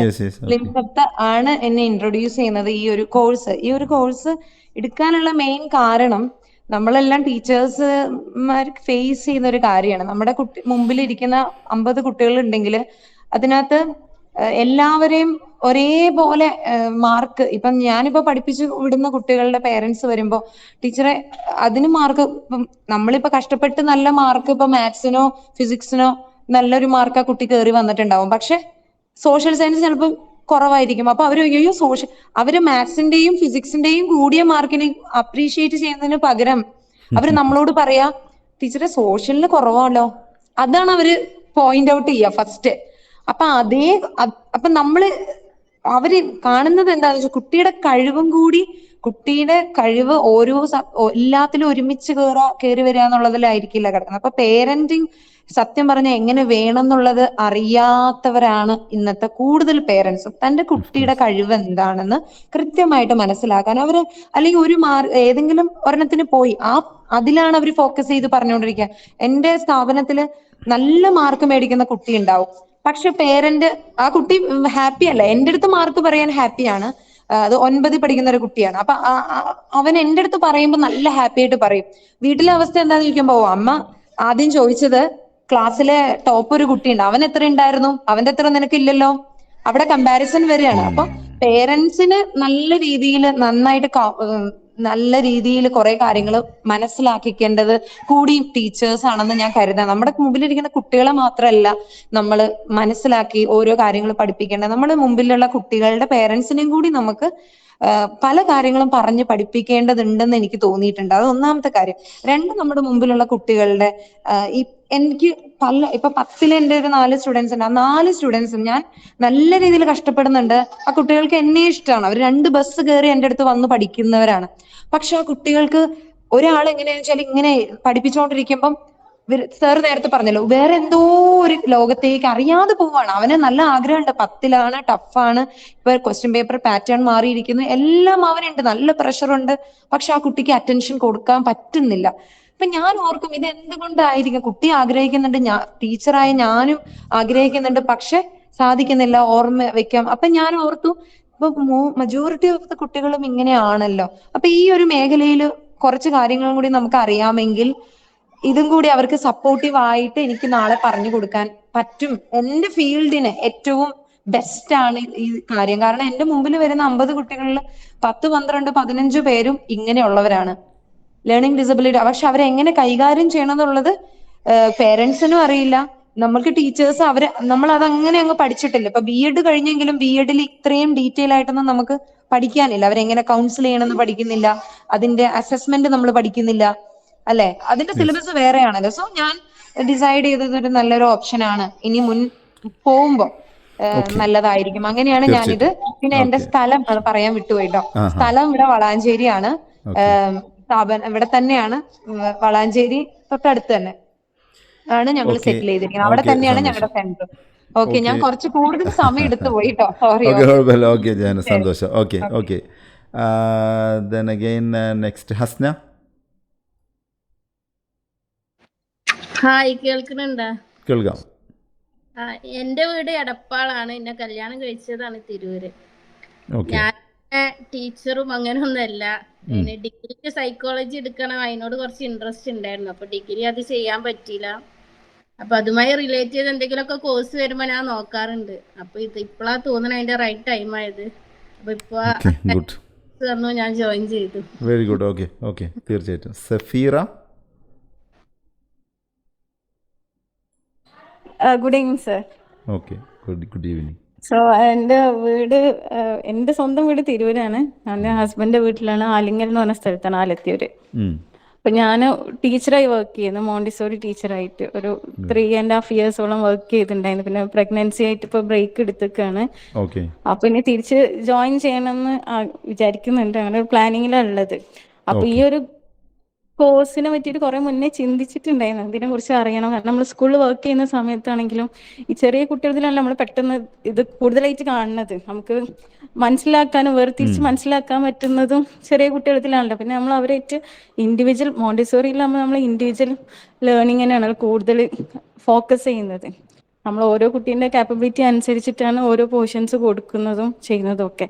അപ്പോൾ അതിന് അവരെ ബുദ്ധിമുട്ട് മനസ്സിലാക്കിയിട്ട് അത് റെക്ടിഫൈ ചെയ്യാൻ വേണ്ടിയിട്ട് എന്ത് ചെയ്യാം, നമ്മൾ കൂടുതൽ പ്രാക്ടീസ് കൊടുക്കുക എന്നല്ലാണ്ട് കോൺസെൻട്രേഷൻ കൂടാനുള്ള കുറേ ആക്ടിവിറ്റീസ് കൊടുക്കുക, അതിലുപരി നമുക്ക് എന്ത് ചെയ്യാൻ പറ്റും. പിന്നെ അതേപോലെ തന്നെ പാരൻസിന് അതിനെക്കുറിച്ച് അവയർനെസ് കൊടുക്കാൻ വേണ്ടിയിട്ടും കൂടി. അപ്പോൾ ഇതൊരു ഇത്ര ഷോർട്ട് ടേം പീരീഡിൽ നമുക്ക് ചെയ്ത് തീർക്കാൻ പറ്റിയൊരു കോഴ്സാണെന്ന് എനിക്ക് അറിയുണ്ടായിരുന്നില്ല. അപ്പോൾ എൻ്റെ ഒരു ഫ്രണ്ടാണ് ഇപ്പോൾ സജസ്റ്റ് ചെയ്തത്, നെസ്ന എന്ന് പറഞ്ഞിട്ട്. അപ്പോൾ അവളെ മോൻ അവിടെ ട്രെയിനിങ്ങിന് വരുന്നുണ്ട്, ഐ മീൻ ക്ലാസ് റെമഡിയൽ ക്ലാസ്സിന് വരുന്നുണ്ട്.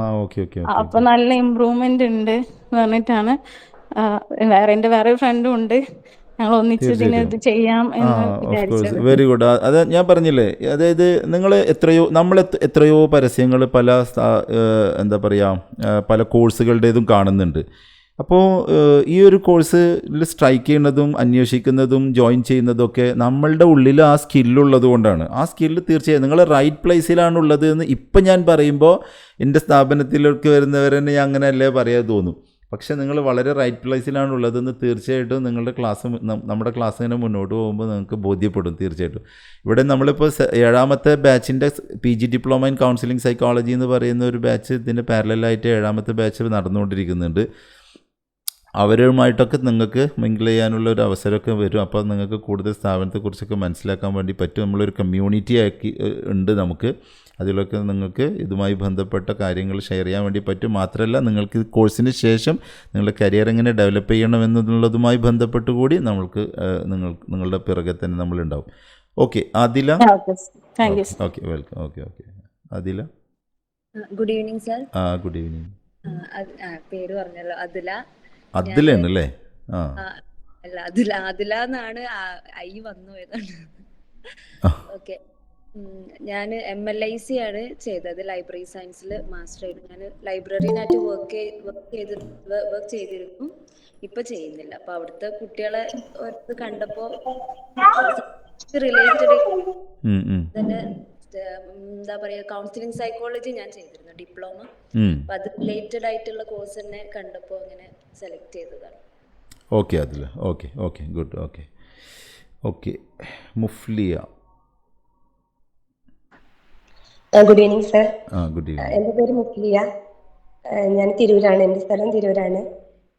ഞാനും ഈ പറഞ്ഞ പോലെ നെസ്നെ പറഞ്ഞിട്ടാണ് ജോയിൻ ചെയ്തിട്ടുണ്ടായിരുന്നത്. അവള് പറഞ്ഞു മോൾക്ക് നല്ല മാറ്റം ഉണ്ടെന്ന്. ഇന്നിപ്പോ സാറിന്റെ ക്ലാസ് കേട്ടപ്പോ എന്റെ മോൾക്കും ചെറുതായിട്ട് ഇതുപോലെ പഠന വൈകല്യം ഉണ്ട്. പക്ഷെ ഞാനീ പറഞ്ഞ പോലെ ആരെ കാണിക്കേ, ഞാൻ പാരന്റ് എന്നല്ല, ഞാനത് ഇതുവരെ ഇപ്പൊ സാറ് പറഞ്ഞപ്പോഴാണ് എനിക്ക് ശരിയാണ് എന്റെ മോൾക്കും ഉണ്ടല്ലോ. അവളെയും ഞാൻ ഇതേപോലെ ഇപ്പൊ മറ്റേ മാം പറഞ്ഞ പോലെ ഒന്നിന് മാർക്ക് കുറവായപ്പോ അതിന് മാത്രം എന്തുകൊണ്ട് അതിന് കുറഞ്ഞെന്നാണ് ഞാനും ചോദിക്കുന്നത് അവളോട്. പക്ഷെ ഇതിന് ജോയിൻ ചെയ്യാനുള്ള കാരണം ഞാനൊരു മോണ്ടിസോറി ടീച്ചറാണ്.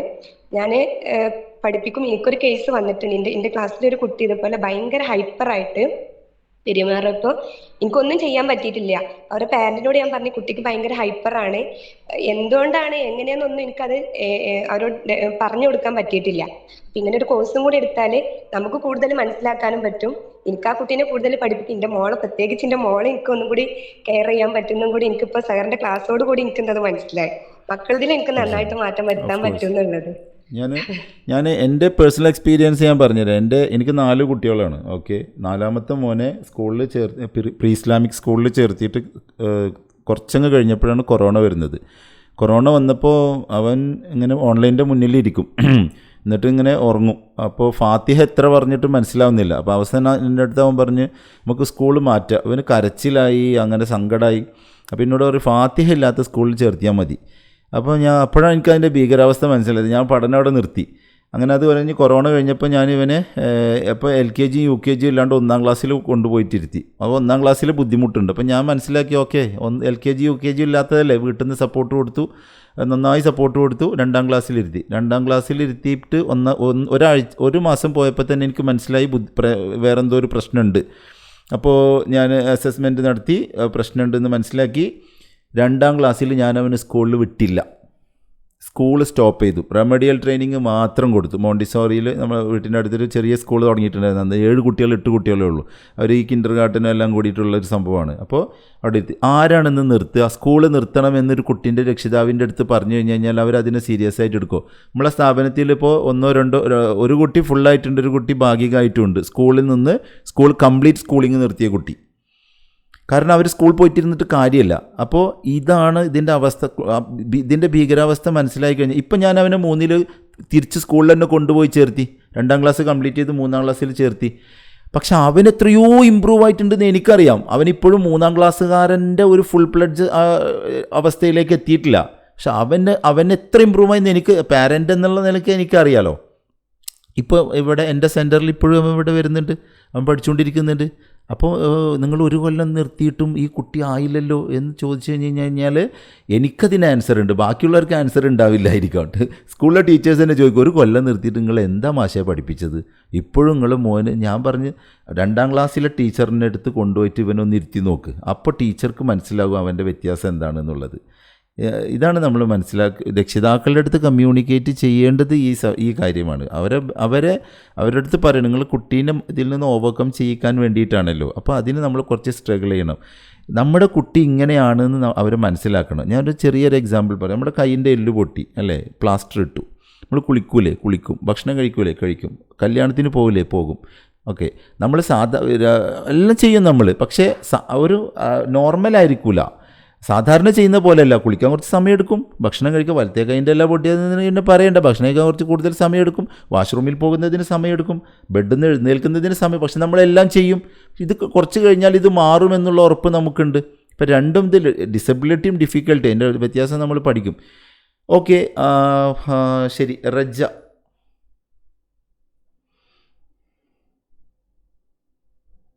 റജ ഹന്ന.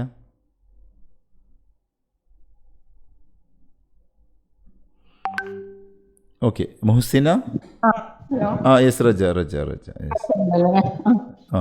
ഞാന് പിന്നെ എൻ്റെ മോളെ ഇതേപോലെ കൊണ്ട് നടക്കാറുണ്ട്.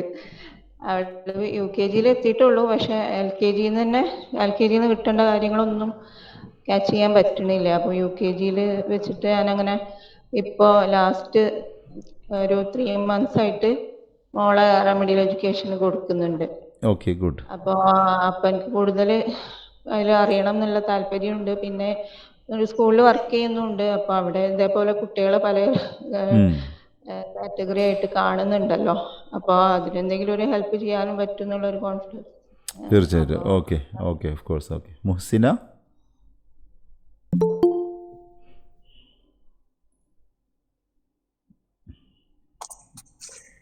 Good evening sir. Good evening sir, ഞാൻ ഇന്നത്തെ മീറ്റ് അറ്റൻഡ് ചെയ്യാൻ വൈകി. കുഴപ്പമില്ല. ഇന്ന് ജസ്റ്റ് ഒരു ഇൻട്രൊഡക്ഷൻ മാത്രമേ ഉള്ളൂ. ടോപ്പിക്ക് നമ്മൾ നാളെ മുതൽ സ്റ്റാർട്ട് ചെയ്യാം. ഓക്കെ, ഒന്ന് പരിചയപ്പെടുത്തിയാൽ മതി. ഇപ്പോൾ എന്തെങ്കിലും ചെയ്യുന്നുണ്ടോ, അല്ലെങ്കിൽ പേര്, സ്ഥലം, അത്രേ ഉള്ളൂ. എൻ്റെ പേര് മുഹസിന. ഞാൻ ഒന്നും ചെയ്യണില്ല, പ്രത്യേകിച്ച് വീട്ടിൽ തന്നെയാണ്. വേറെ ജോലിയും കാര്യങ്ങളൊന്നും ഇല്ല. എന്തുകൊണ്ട് ഈ കോഴ്സ് തിരഞ്ഞെടുത്തു എന്നുള്ളതും കൂടി പറഞ്ഞാലേ. ഞാൻ ഈ കോഴ്സ് തിരഞ്ഞെടുത്തത് എൻ്റെ മോൾക്ക് ഇങ്ങനെ പ്രശ്നമുള്ളതുകൊണ്ട് അവിടെ വരുന്നുണ്ട്. ഇപ്പൊ 2 മാസമായിട്ട് മോളിത് ഈ പറഞ്ഞ കൂട്ടം പോലെ ആദ്യം ഞാൻ അത്ര കാര്യമായിട്ട് ശ്രദ്ധിച്ചിട്ടുണ്ടായിരുന്നില്ല. പിന്നെ ഇപ്പോഴാണ് 4ാം ക്ലാസ്സിലെത്തി മോള്.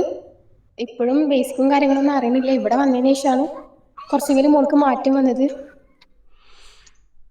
Okay, very good. ഓക്കെ, മുഹസിനെ ഞാൻ ചേർത്തിയതാണ് ഇതിൽ. മുഹസിൻ്റെ അടുത്ത് ചില ആളുകളുടെ അടുത്ത് സംസാരിക്കുമ്പോൾ നമുക്കറിയാലോ അവർക്ക് ഈ മേഖലയിലൊരു സാധ്യത ഉണ്ട് എന്നുള്ളത്. മുഹസിൻ അത്യാവശ്യം നല്ല പെർഫോം ചെയ്യുന്ന ആളാണ്. അതുകൊണ്ട് മുഹസിനെ ഞാൻ നിർബന്ധിച്ചിട്ടാണ് ഈ കോഴ്സിൽ ചേർന്നതെന്ന് പറഞ്ഞു. ഓക്കെ മുഹസിന, തീർച്ചയായിട്ടും. Okay, Naufiya. Hello, good evening. Good evening. I am Naufiya. I am from CS substation Ponnani. ഞാനിപ്പോ BA ഇംഗ്ലീഷ് കഴിഞ്ഞ് ആഫ്റ്റർ മോണ്ടിസോറി എടുത്തു. അപ്പൊ ഞാൻ ഓൺലൈനിലാണ് ചൂസ് ചെയ്തിട്ടുണ്ടായിരുന്നത്. അപ്പോ എന്തായാലും ഞാൻ ഒരു ടീച്ചർ എന്ന നിലക്ക് നമുക്ക് എന്തായാലും സൈക്കോളജി അറിയണം. ഒരു 2-3-4 കുട്ടികളെ ഞാൻ എടുത്ത്. അപ്പോ കുട്ടികളൊക്കെ വ്യത്യസ്തരാണ്. ഇപ്പൊ നമുക്ക് അവരെ ഇരുത്താനാണെങ്കിലും ഓൺലൈനിൽ നിന്നാണെങ്കിൽ പ്രത്യേകിച്ച് ഇരുത്താനെന്നുണ്ടെങ്കിൽ അത് കുറച്ച് ടാസ്ക്കാണ്. അപ്പൊ ഇത് അറിയണം എന്നുണ്ടായിരുന്നു. പിന്നെ എന്റെ മുന്നിൽ തന്നെ കുറച്ച് കുട്ടികളുണ്ട്, അവരെ ഒന്ന് പഠിപ്പിക്കണമെന്നുണ്ട്. പിന്നെ ഞാൻ എന്റെ സിസ്റ്ററിലോ അച്ഛനെ പറഞ്ഞിട്ടാണ് ഇതിൽ ജോയിൻ ആയത്. പിന്നെ കുറെ ഡൗട്ട് എനിക്കുണ്ട്. കാരണം ഞങ്ങൾക്ക് മോണ്ടിസോറില് ഒരു 1 hour സെക്ഷനൊക്കെ ഞങ്ങൾക്ക് തരാം സൈക്കോളജിന്റെ ടീച്ചേഴ്സൊക്കെ. ഒരുപാട് ഇന്നത്തെ നമ്മളെ പണ്ടത്തെ കുട്ടികളും ഇന്നത്തെ കുട്ടികളും തമ്മിലുള്ള സൈക്കോളജി നല്ല വ്യത്യാസങ്ങളുണ്ട്. അപ്പൊ എനിക്ക് ഒരുപാട് അതിൽ ഡൗട്ടുകളുണ്ട്. പക്ഷെ നമുക്ക് 1 hour ഒക്കെ ആകുമ്പോൾ ഒരു പരിധിക്ക് അപ്പുറം നമുക്ക് സംശയങ്ങൾ ചോദിക്കാൻ പറ്റില്ല. ഒരു 50% ഒക്കെ ഉള്ള ഒരു മീറ്റ് ആകുമ്പോൾ നമ്മളെ സംശയങ്ങളൊക്കെ ഒരു 1 hour, ഒരു 1-2 ക്വസ്റ്റ്യനെ നമുക്ക് അവര് ടൈം തരുള്ളൂ. അപ്പൊ ഇന്നത്തെ കുട്ടികൾ ചൈൽഡ് സൈക്കോളജിയിൽ ഒരുപാട് വ്യത്യസ്തമാണെന്നുള്ളത് മനസ്സിലാക്കാൻ പറ്റി. ഒരുപാട് ഡൗട്ടുകളുണ്ട്. പിന്നെ സാറ് പറഞ്ഞു ഒരു ജോബായിട്ട് ഇതിനെ കാണരുത്. സത്യം പറഞ്ഞാൽ ഞാൻ ജോബിന് ഇഷ്ടം വന്നതാണ്. അല്ല ജോബായിട്ട് കാണുന്നത് എന്ന് പറഞ്ഞാൽ ജോബ് എന്നതിൽ ജോബ് ചെയ്യണം നിങ്ങൾ ഈ ഫീൽഡിലേക്ക് ഇറങ്ങണം നിങ്ങൾ എന്നാണ് ഞാൻ 100% പറഞ്ഞത്. പക്ഷെ ഒരു ജോബിന് വേണ്ടി കാണരുതെന്ന് മാത്രമേ ഞാൻ ഉദ്ദേശിച്ചുള്ളൂ. ജോബ് തീർച്ചയായിട്ടും ഒരു ജോബ് തന്നെയാണ്, നമുക്ക് ജീവിക്കണ്ടേ, ഞാനിതൊരു ജോബല്ലേ. ഓക്കെ സന്തോഷം. Okay Navya. Okay then again Safeera. Hasna പറഞ്ഞോ? ഹസ്ന, പറഞ്ഞു. ലിംസത്ത്,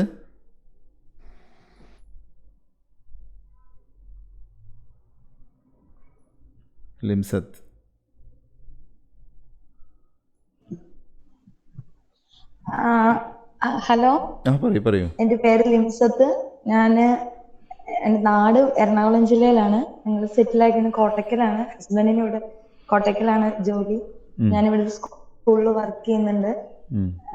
എന്റെ അടുത്ത് വരുന്ന കുട്ടികള് ഞാൻ വർക്ക് ചെയ്യുമ്പോൾ അല്ലെങ്കിൽ എന്റെ സ്കൂളിലുള്ള പല കുട്ടികൾക്കും ഞാൻ പഠിക്കാൻ ഭയങ്കരമായിട്ട് പുറകൊടുക്കും.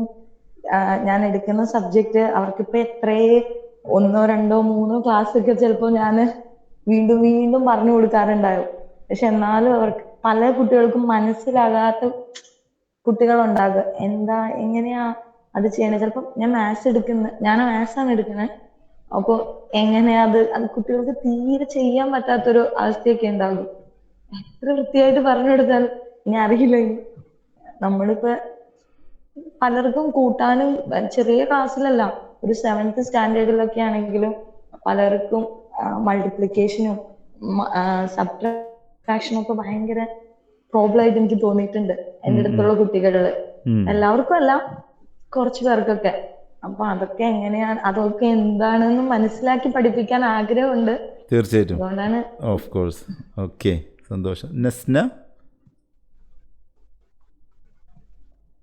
ഹലോ സർ, ഞാൻ നസ്ന.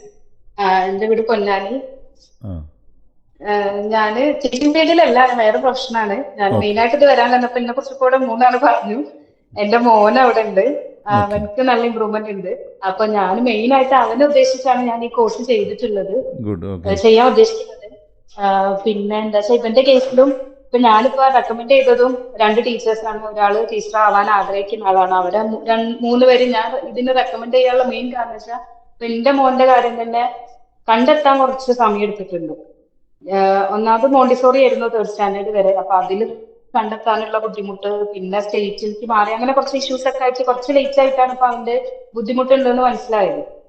അപ്പൊ ഇപ്പൊ റെമഡിയൽ കൊടുക്കുന്നുണ്ട്, അവിടെ ഇൻസ്റ്റിറ്റ്യൂട്ടിൽ വരുന്നുണ്ട്.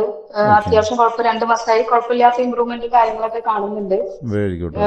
ഇപ്പൊ പഠിക്കാനൊക്കെ ഒന്നാമത് അവന്റെ ഈ ADHD ഇപ്പൊ ഈ കൊറോണന്റെ ആഫ്റ്റർ എഫക്റ്റ് അല്ല, ADHDയും ഹൈപ്പറും കോൺസെൻട്രേഷൻ കുറവൊക്കെ, അതിലൊക്കെ കുറച്ചൊക്കെ മാറ്റങ്ങൾ കാണുന്നുണ്ട്. അപ്പൊ ഞാൻ ടീച്ചേഴ്സിനാണ് കൂടുതൽ ഇത് ഉപകരിക്കാന്ന് തോന്നുന്നു. അതുകൊണ്ട് ഞാൻ പറഞ്ഞിട്ടുണ്ട് ഇവരോട്. അങ്ങനെയാണ് ഇപ്പൊ ഒരു 3 പേര് ജോയിൻ ചെയ്തത്. ഞാൻ ജോയിൻ ചെയ്യുന്നത് മെയിൻ ആയിട്ട് മോന്റെ കാര്യത്തിനും, പിന്നെ എന്റെ മുന്നിൽ വേറെ ഏതെങ്കിലും കുട്ടികൾ വരികയാണെങ്കിൽ അവരെ കൂടെ കൺസിഡർ ചെയ്യാന്നുള്ള രീതിയിലാണ്. Good, very good. ഓക്കെ. പിന്നെ ഇനി ആരാ പറയാനുള്ളത്? ഞാൻ ഇങ്ങനെ സ്ക്രീനിൽ നോക്കുമ്പോൾ ഇങ്ങനെ കൺഫ്യൂഷനാണ്. ആരാ ഇനിയുണ്ടല്ലോ? 1-2 പേരുണ്ടാവുമല്ലോ. ഹലോ, പറയൂ.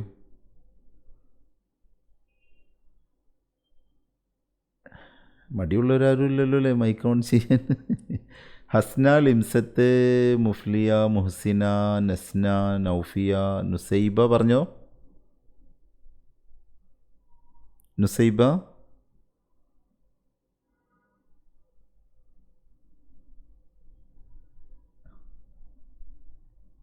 ഓക്കെ, ശരി. അപ്പോൾ നമ്മുടെ ക്ലാസ് നിങ്ങളുടെ അടുത്ത് ഇതിൻ്റെ മുന്നേ സൂചിപ്പിച്ചതുപോലെ നമുക്ക് ഇപ്പോൾ പെട്ടെന്ന് തന്നെ തീർക്കാം. 6 മാസം ഇങ്ങനെ വലിച്ചു നീട്ടേണ്ട. എല്ലാവരും വർക്കിംഗ് പ്രൊഫഷണൽസുകളാണ്. അപ്പോൾ അതുകൊണ്ട് തന്നെ ഈ ഫീൽഡിലേക്ക് ഇറങ്ങാൻ താല്പര്യമുള്ളവർക്കും അതുപോലെ തന്നെ എന്താ പറയുക, കുട്ടികൾ ഈ മേഖലയിൽ കുട്ടികൾ റെമഡിയൽ ട്രെയിനിങ്ങിന് പോകുന്നവർക്കൊക്കെ ഉപകാരപ്രദമാകുന്ന രീതിയിലാണ് നമ്മളിപ്പോൾ കോഴ്സ് സ്ട്രക്ചർ ചെയ്തിട്ടുള്ളത്. തിങ്കൾ ചൊവ്വ ദിവസങ്ങളിൽ ഈ പറഞ്ഞ പോലെ 7 മണി മുതൽ 8 മണി വരെ നമുക്ക് ലൈവ് സെഷൻസും, ബുധനാഴ്ച അവധി, വ്യാഴം വെള്ളി ദിവസങ്ങളിൽ റെക്കോർഡ് ചെയ്ത ക്ലാസ്സുകളുമാണ് നിങ്ങൾക്ക് കിട്ടുക. അതിൽ ഈ പറഞ്ഞതുപോലെ കേസ് സ്റ്റഡികൾ വരും, പ്രാക്ടിക്കൽ ആക്ടിവിറ്റീസുകൾ വരും, ഗ്രൂപ്പ് വർക്കുകൾ ഉണ്ടായിരിക്കും, അതേപോലെ തന്നെ അഡീഷണൽ കണ്ടൻറ്റുകൾ ഉണ്ടായിരിക്കും, റിവിഷൻസ് നടക്കും. ഇതൊക്കെ ഇതിൻ്റെ ഭാഗമായിട്ട് ഇതിൻ്റെ സൈഡിലൂടെ നടക്കും. കൂടുതൽ നിങ്ങളൊക്കെ ഓരോ ജോലിക്കാരാണ് എന്നുള്ളത് കൊണ്ട് തന്നെ കുറേയൊക്കെ നമ്മൾ നിങ്ങൾക്ക് ഇല്ലാത്ത രീതിയിലാണ് നമ്മൾ ഡിസൈൻ ചെയ്തിട്ടുള്ളത്. ക്ലാസ്സിലൂടെ പോകുമ്പോൾ നമുക്ക് മനസ്സിലാകും. പിന്നെ ഞാൻ നേരത്തെ സൂചിപ്പിച്ച ഒരു പ്രാക്ടിക്കൽ ഓറിയൻറ്റഡ് ആയിട്ടാണ്, നമ്മൾ ഓൺലൈനിലാണെങ്കിൽ പോലും പ്രാക്ടിക്കൽ ഓറിയൻറ്റഡ് ആയിട്ടാണ് നമ്മുടെ ക്ലാസ്സിനെ, നമ്മളെ കോഴ്സിനെ നമ്മൾ ഡിസൈൻ ചെയ്തിട്ടുള്ളത്. അപ്പോൾ അത് തിയറി പറഞ്ഞിങ്ങനെ പോകുന്ന ഒരു സംഭവമല്ല നമ്മുടെ കോഴ്സിൻ്റെ ഒരു സ്ട്രക്ചർ എന്ന് പറയുന്നത്. അതേപോലെ തന്നെ നിങ്ങൾക്ക് ഒരു ഗോൾ ഉണ്ടായിരിക്കണം. ഇതാണ് ഈ സ്ലൈഡ് കൊണ്ട് നമ്മൾ ഉദ്ദേശിക്കുന്നത്. ഇതാണ് നിങ്ങൾക്കൊരു ഗോൾ. ഇത് കഴിഞ്ഞാൽ ഞാൻ എന്താകും, ഞാൻ നിങ്ങൾക്കൊരു ഉറപ്പ് തരാം. ഇപ്പോൾ പ്രൊഫഷനായിട്ട് ഉപയോഗിക്കാൻ വേണ്ടിയിട്ട് തീരുമാനിച്ചുറപ്പിച്ചവരുടെ അടുത്ത് ഞാൻ പറയുന്നു, നിങ്ങൾക്ക് അഭൂതപൂർവമായ രീതിയിൽ കുട്ടികൾ നിങ്ങളുടെ അടുത്തേക്ക് ഒഴുകി വരും. പക്ഷെ നമ്മൾ ഫീൽഡിലേക്ക് ഇറങ്ങണം. നമ്മളിങ്ങനെ വെറുതെ ഇരുന്നിട്ട് ഒരു ജോലിക്ക് വേണ്ടി ഒരിക്കലും നിങ്ങൾ ശ്രമിക്കരുത്. ഞാൻ എല്ലാവരുടെ അടുത്തും പറയുന്നത് അതാണ്, ഒരിക്കലും ഒരു ജോലിക്ക് വേണ്ടി ശ്രമിക്കരുത്. നിങ്ങൾ സ്വന്തമായിട്ട് സ്റ്റാർട്ട് ചെയ്യുന്ന രീതിയിലേക്ക് മാറണം. അപ്പോഴാണ് ഇത് നമ്മൾ കൂടുതൽ ആളുകൾ, എല്ലാവരും പഠനം കഴിഞ്ഞാൽ വേഗം ജോലി എന്ന് പറഞ്ഞിട്ട് പോകുക. നമ്മളെ കയ്യിൽ വളരെ പവർഫുള്ളായിട്ടുള്ളൊരു ടൂൾ ഉണ്ടായിരിക്കും. നമ്മൾ എന്തിനാണ് ജോലി തേടിയിട്ട് പോകുന്നത്? ഒരിക്കലും നമ്മൾ അങ്ങനെ ചെയ്യരുത്. ഇപ്പം നമ്മുടെ സ്ഥാപനത്തിൽ നിന്ന് പഠിച്ചിറങ്ങിയിട്ടുള്ള സ്റ്റുഡൻസ്, ഗൾഫിൽ പഠിച്ചിറങ്ങിയിട്ടുള്ള സ്റ്റുഡൻസിനെ മീറ്റ് ചെയ്യാനായിട്ട് എല്ലാ പ്രാവശ്യവും നമ്മൾ വർഷത്തിലൊരു പ്രാവശ്യം അവർക്കൊരു മോട്ടിവേഷൻ കൊടുക്കുന്നതിന് വേണ്ടി പോകും. ഇപ്രാവശ്യത്തെ വിസിറ്റ് ഇൻഷാ അല്ലാഹ് ഈ വരുന്ന പിന്നെ ഫ്രൈഡേയിൽ ഖത്തറിലും ദുബൈയിൽ പിന്നെ സൺഡേയിലും നടക്കുന്നുണ്ട്. അപ്പോൾ നിങ്ങൾക്ക് ദുബൈയിലോ ഖത്തറിലോ ആരെങ്കിലും ഉണ്ടെങ്കിൽ അവരെ ആ മീറ്റിങ്ങിലേക്ക് പങ്കെടുപ്പിക്കാം. നമ്മുടെ അടുത്ത് പഠിച്ചിറങ്ങിയവർ മാത്രമല്ല, സൈക്കോളജിയിലും റെമഡിയൽ ട്രെയിനിങ്ങിലും താല്പര്യമുള്ള എല്ലാവർക്കും പങ്കെടുക്കാൻ വേണ്ടി പറ്റുന്ന ഒരു ഇതാണ്. വേറെ എവിടെന്നെങ്കിലും പഠിച്ചിറങ്ങിയവരോ അല്ലെങ്കിൽ ആ മേഖലയിൽ പഠിക്കാൻ താല്പര്യമുള്ള ആളുകൾ ഈ 2 സ്ഥലങ്ങളിലുണ്ടെങ്കിൽ അവരുടെ അടുത്ത് പറയാം അത്. അപ്പോൾ നിങ്ങൾക്കൊരു ഗോൾ ഉണ്ടായിരിക്കണം. എന്താണ് ഞാനിത് പഠിച്ചിറങ്ങിക്കഴിഞ്ഞാൽ ഞാൻ ചെയ്യാൻ വേണ്ടി പോകുന്നത് എന്നതിനെ പറ്റിയിട്ട് നല്ലൊരു ധാരണ ഉണ്ടായിരിക്കണം. അതൊക്കെ നമ്മൾ ഈ കോഴ്സിനിടയിലൂടെ വളരെ ഭംഗിയായിട്ട് നമ്മൾ പറഞ്ഞു പോകും. പിന്നെ അതേപോലെ തന്നെ നമുക്ക് ക്ലാസ് നിർത്താം. ഈ micro habits for effective learning എന്നുള്ളത് കൊണ്ട് ഉദ്ദേശിച്ചിരിക്കുന്നത് ഒന്നുമല്ല, കുഞ്ഞു കാര്യങ്ങൾ. ഞാൻ ഒരു ചെറിയ ഉദാഹരണം പറയാം. എൻ്റെ അടുത്തൊക്കെ കൗൺസിലിങ്ങിന് വന്ന ഒരു വ്യക്തിൻ്റെ കഥയാണ്. ഞാൻ ഒരുപാട് സ്ഥലങ്ങളിൽ ഇതൊരു എക്സാമ്പിളായിട്ട് പറയാറുണ്ട്. 50 വയസ്സുള്ളൊരു മനുഷ്യൻ എൻ്റെ അടുത്തേക്ക് കൗൺസിലിങ്ങിന് വരികയാണ്. എന്താണ്? മാനസികമായ ഭയങ്കര ടെൻഷൻ. എന്താണ്? അദ്ദേഹത്തിന് MBA പഠിക്കണം. ഞാൻ പറയും നല്ല കാര്യമല്ലേ MBA പഠിക്കുന്നത്. പക്ഷേ MBA പഠിച്ച് കഴിയുമ്പോഴത്തേക്ക് സാർ എനിക്ക് പിന്നെ 53 വയസ്സാകും. ഓക്കെ, ഇപ്പം 50 വയസ്സാണുള്ളത്. അപ്പോൾ ഞാൻ പറഞ്ഞു അതിനെന്താ പ്രശ്നം? അത് ആലോചിക്കുമ്പോൾ ഭയങ്കര ടെൻഷൻ. അപ്പോൾ ഞാൻ അദ്ദേഹത്തോട് ചോദിച്ചു, നിങ്ങൾ MBA പഠിക്കണ്ട, ഓക്കെ നിർത്തിക്കോ. 3 കൊല്ലം കഴിഞ്ഞാൽ നിങ്ങൾക്ക് എത്ര വയസ്സാകും? 3 കൊല്ലം കഴിഞ്ഞാൽ എനിക്ക് 53 വയസ്സാകും. എന്താ സംശയം? അപ്പോൾ 3 കൊല്ലം കഴിയുമ്പോൾ ഇപ്പോൾ ഉള്ള വെറും BSc ഫിസിക്സുകാരനാകണമോ അതോ BSc ഫിസിക്സ് പ്ലസ് MBA എന്ന് പറയുന്നൊരു ഡിഗ്രി കൂടി കൂട്ടിച്ചേർക്കണമോ?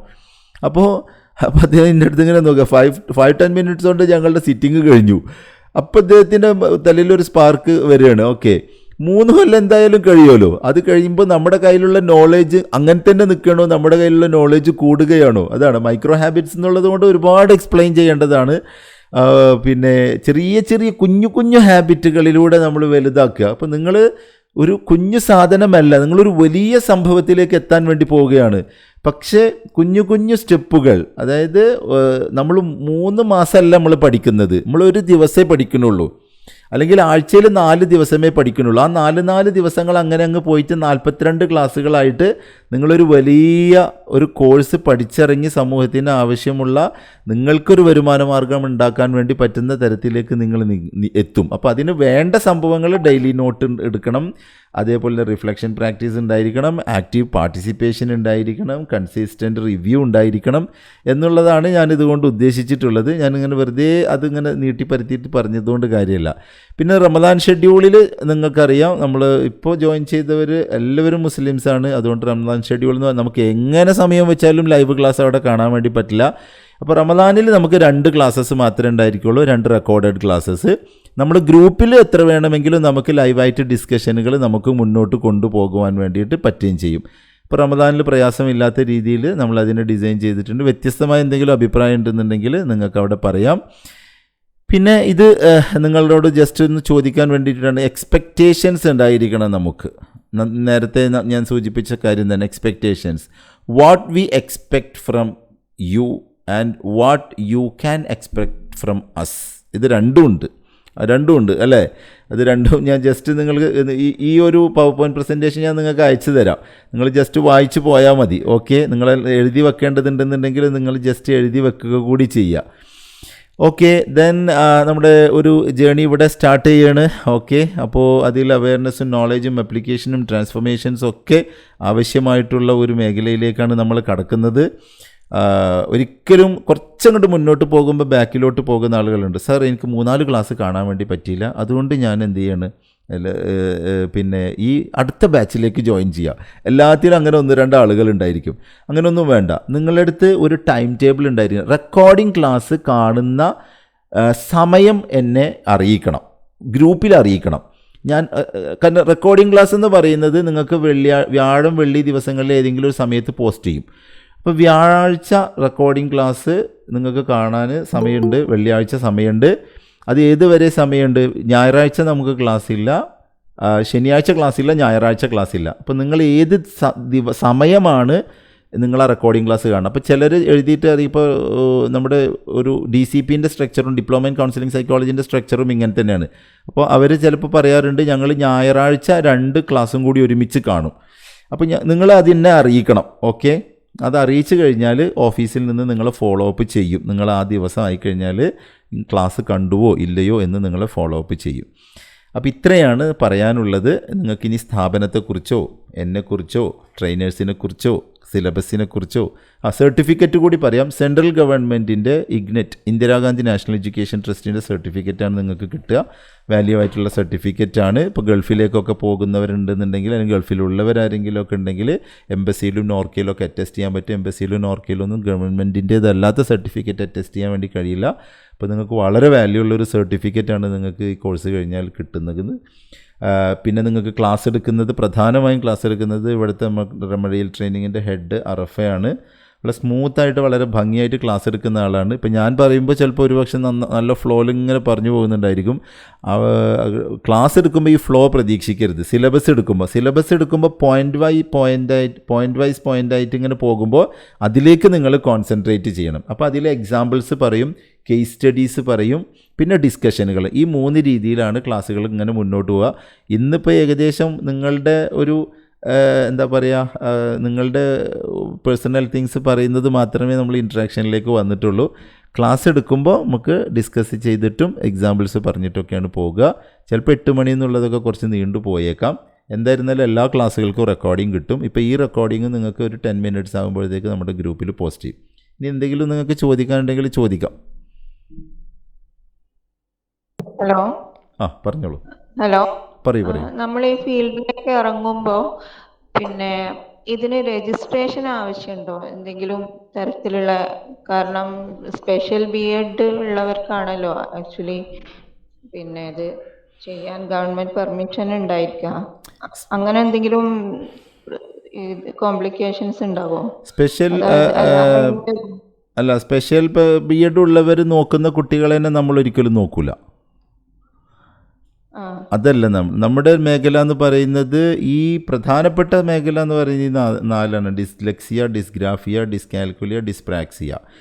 സ്പെഷ്യൽ എഡ്യൂക്കേഷനിൽ വരുന്ന മേഖലകൾ ഇതൊക്കെയാണ്. സ്പെഷ്യൽ BEdകാർ നോക്കുന്നതും അതുപോലെ തന്നെ അത് വേറെ മേഖലയാണ്. അവർ നമ്മളുടെ കാറ്റഗറിയിൽ വരുന്ന കുട്ടികളല്ല അവർ. ഐ മീൻ സ്പെഷ്യൽ എഡ്യൂക്കേഷൻ ആണ് ഞാൻ ഉദ്ദേശിച്ചത്. സ്പെഷ്യൽ BEd ആണ് കഴിഞ്ഞിട്ടാണല്ലോ അവരുടെ കൂടിയും പിന്നെ സ്പെഷ്യൽ എഡ്യൂക്കേഷൻ ഒരു പാർട്ടല്ലേ അവരുടെ? അതെ, ഞാൻ പറയുന്നത് ഇപ്പോൾ ലൈക്ക് ഓട്ടിസം ബാധിച്ച പോലുള്ള കുട്ടികൾ, ഉദ്ദേശിച്ചത്. ഇല്ല, അവരെ നമ്മൾ റെഫർ ചെയ്യുള്ളൂ. ഓക്കെ. അവർ അവിടേക്ക് റെഫർ ചെയ്യും. ഇപ്പോൾ സൈക്കോളജിസ്റ്റിൻ്റെ അടുത്തേക്ക് സൈക്യാട്രി കേസുകൾ വരും. ഇതിൻ്റെ വ്യത്യാസം അറിയാത്തവർ കൊണ്ടുവരും. ചിലപ്പോൾ വന്നു കഴിഞ്ഞാൽ നമുക്ക് മനസ്സിലാവും സൈക്യാട്രിസ്റ്റിനെ കണ്ടതിന് ശേഷം സൈക്കോളജിസ്റ്റിൻ്റെ അടുത്ത് തിരിച്ചു വരുന്നത് നല്ലതെന്ന്. ഇപ്പോൾ റെഫർ ചെയ്യുക നമ്മൾ ചെയ്യുക. അപ്പോൾ അത് റെഫർ ചെയ്ത് പോവുള്ളൂ. അപ്പോൾ അസസ്മെൻറ്റ് നടത്തുമ്പോൾ നമുക്ക് അറിയാൻ വേണ്ടി പറ്റും. ഇപ്പോൾ നിങ്ങൾക്ക് അസസ്മെൻറ്റ് എടുക്കുന്നത് നിങ്ങളെ പഠിപ്പിക്കും. അപ്പോൾ അസസ്മെൻറ്റ് എടുക്കുമ്പോൾ നമുക്കറിയാം ഈ കുട്ടിക്ക് എന്ത് തരത്തിലുള്ള ട്രീറ്റ്മെൻറ്റാണ് വേണ്ടതെന്ന്. അതാണ് നമ്മൾ നേരത്തെ ഇൻഡിവിജ്വലൈസ്ഡ് എഡ്യൂക്കേഷൻ പ്ലാൻ എന്നുള്ളത് കൊണ്ട് ഉദ്ദേശിച്ചത്.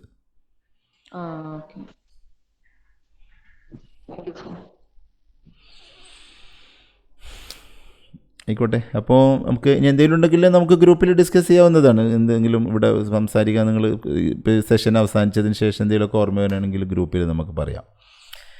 ഓക്കെ, അപ്പോൾ എല്ലാവർക്കും ഒരിക്കൽ കൂടി ദിശയിലേക്ക് സ്വാഗതം. വളരെ സന്തോഷത്തോടു കൂടിയിട്ട് ദിശയിലേക്ക് സ്വാഗതം ചെയ്യുന്നു. നമുക്ക് നാളെ മുതൽ നമുക്കിന്ന് ശരിയായ ക്ലാസ്സുകളിലേക്ക് കടക്കാം. Okay, thank you so much. അസ്സാം വലൈക്കും.